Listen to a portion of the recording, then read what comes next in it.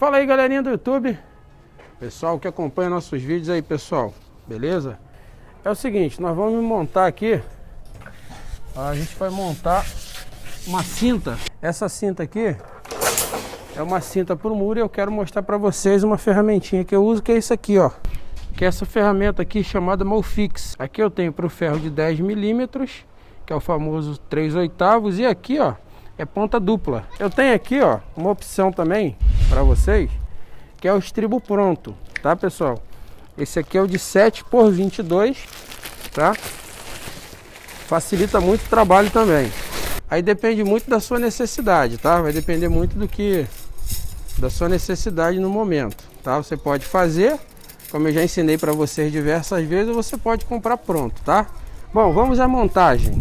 Primeira coisa que você precisa saber é que o estribo não tem lado. Você não é obrigado, você não é obrigado a intercalar lados, tá? Você pode colocar um lado só. E para mostrar para vocês, eu vou fazer isso. Ah, Wescley, mas na empresa que eu trabalho, lá não sei aonde, a gente só coloca intercalado. Bom, não tem diferença nenhuma você colocar só para um lado ou não, tá bom? Vamos lá, vamos espalhar estribo aqui. Primeira dica, pessoal, que eu quero dar para vocês, tá? Você mede o comprimento da barra longitudinal. No caso dessa barra aqui, ela mede 6 metros. O que você faz? 6 dividido por 0,15, que é o espaço que eu vou usar do estribo.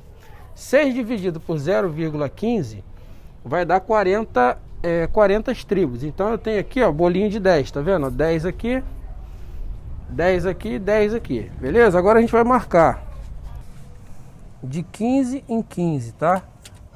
Ó, 15, 30, 45, 60,